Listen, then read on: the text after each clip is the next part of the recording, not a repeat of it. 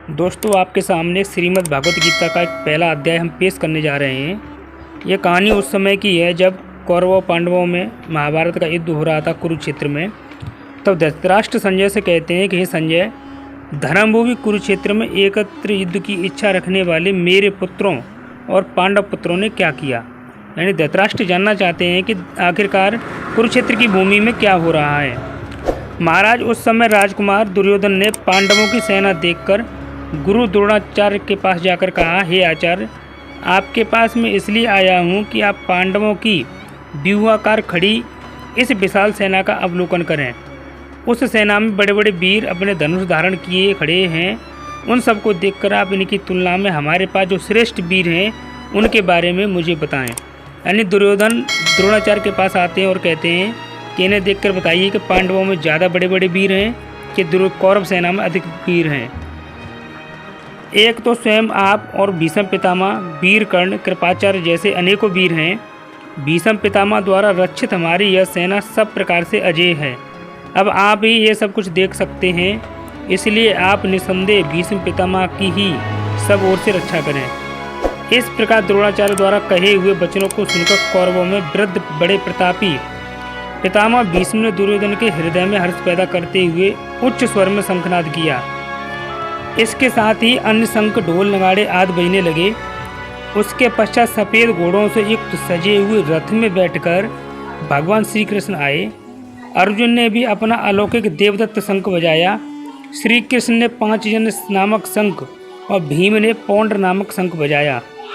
कुंती पुत्र राजा युधिष्ठिर ने अनंत नामक विजयी शंख बजाया। इस तरह से पांडव सेना के सारे वीरों ने बारी बारी से अपने अपने शंख बजाए। इन भयंकर शंखनादों ने आकाश और पृथ्वी को कंपायमान कर दिया, जिससे धृतराष्ट्र पुत्रों का हृदय और विदीर्ण हो गया। हे राजन, उसके बाद कपिध्वज अर्जुन ने खड़े हुए धृतराष्ट्र पुत्रों को देखकर धनुष उठाकर ऋषिकेश भगवान श्री कृष्ण जी से कहा, हे केशव नंदन, मेरे रथ को दोनों सेनाओं के बीच में इस प्रकार खड़ा करो कि मैं देख सकूं कि मुझे किस किस से युद्ध करना है।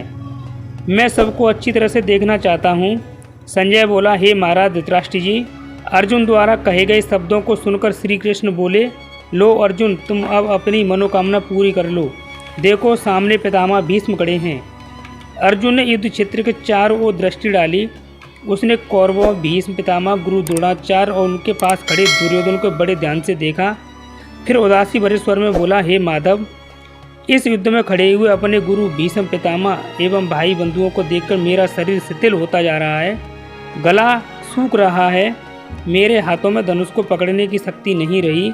लक्ष्यों को भी विपरीत ही देख रहा हूँ। इस युद्ध में अपने संबंधियों को मारकर यह राज्य प्राप्त करके क्या करूँगा?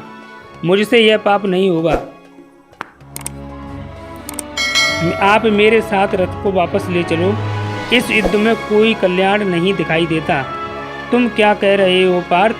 श्री कृष्ण जी ने आश्चर्य से अर्जुन के उदास मुख की ओर देखा। कि प्रभु, यह पाप है। अपने ही वंश के लोगों को मारकर राज्य प्राप्त करना पाप है। ऐसा पाप तो कोई पागल ही कर सकता है। प्रभु, मेरे रथ को युद्ध क्षेत्र से ले चलो। मैं युद्ध नहीं करना चाहता। हे महाराज धृतराष्ट्र जी, इतना कहकर अर्जुन धनुष रखकर रथ के पिछले भाग में जा बैठा। संजय ने धृतराष्ट्र की